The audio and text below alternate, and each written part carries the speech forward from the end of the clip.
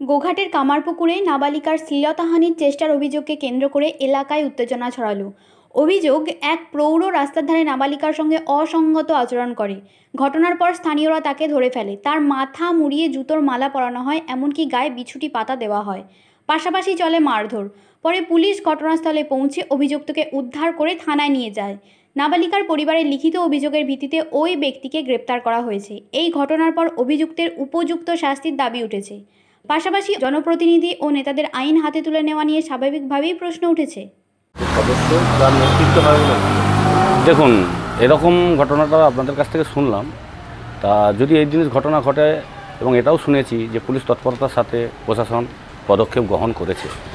যদি এরকম মধ্যযুগীয় বর্বরতার মতন যদি কেউ আচরণ করে থাকে, যদি কেউ আইন নিজের হাতে তুলে নেওয়ার সিদ্ধান্ত নিয়ে থাকে, সেটা তাদের ব্যক্তিগত সিদ্ধান্ত। তৃণমূল কংগ্রেস কখনো এটা সমর্থন করে না। তৃণমূল কংগ্রেসও তদন্ত করে দেখবে, যদি এই মধ্যযুগীয় অত্যাচারের সাথে দলের কেউ যুক্ত থাকে, তদন্ত করে দলও তার ব্যবস্থা নেবে। নারী নির্যাতন পশ্চিমবাংলায় যেভাবে বেড়েছে, এটা একটা সমাজের কাছে বিরাট বড় ব্যাধি বলে আমি মনে করি। দিকে দিকে মেয়েদের উপর অত্যাচার হচ্ছে, যৌন নির্যাতনের শিকার হচ্ছে, শ্লীলতাহানি হচ্ছে। এটা বড় নিন্দনীয় একটা অপরাধ।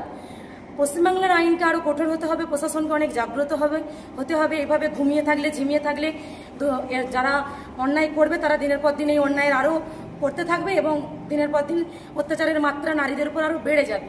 পশ্চিমবাংলার আইন আরও কঠোর হওয়া উচিত এবং দোষীদের শাস্তি হওয়াটা অবিলম্বে উচিত, এটা আমি মনে করি। দেখুন, অভিযুক্ত অন্যায় করে বেরিয়ে গেছে, আইন হাতে তুলে নিয়েছে আমজনতা।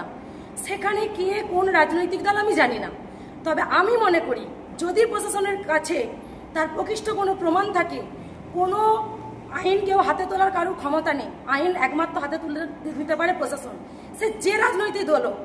অন্যায়টা অন্যায়, রাজনৈতিক দলের কাছে কোনো অন্যায়ের তকমা থাকবে এরকম কিছু না।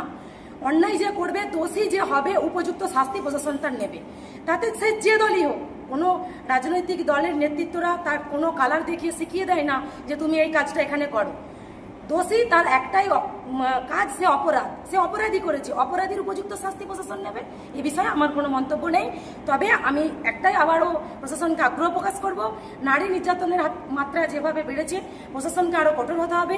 পুলিশকে এই প্রশাসনকে এই অন্যায়ের দমন করতে হবে, তাহলে আস্তে আস্তে নারী নির্যাতন থেকে মহিলারা রক্ষা পাবে, নাহলে আরও ভয়ঙ্কর পরিস্থিতি পশ্চিমবাংলায় দেখতে হবে। আমার নাম দোলন দাস, আরামবাগ সাংগঠনিক জেলা সেক্রেটারি। শীততাপ নিয়ন্ত্রিত অত্যাধুনিক রেস্টুরেন্ট ময়ূখ রেস্টুরেন্ট। এখানে পাবেন চাইনিজ, পোলাও, বিরিয়ানি, তন্দুরি সহ সমস্ত রকম খাবার। এছাড়াও কাস্টমারদের সুবিধার্থে হোম ডেলিভারির বিশেষ ব্যবস্থা রয়েছে। পাশাপাশি যে কোনো অনুষ্ঠানের জন্য ভাড়া দেওয়া হয়। আমাদের ঠিকানা খানাকুল হেলান সংলগ্ন তিলক চক। Phone number 8617492616 9732162360। সেরা খাবারের স্বাদ পেতে আজই আসুন ময়ূখ রেস্টুরেন্টে।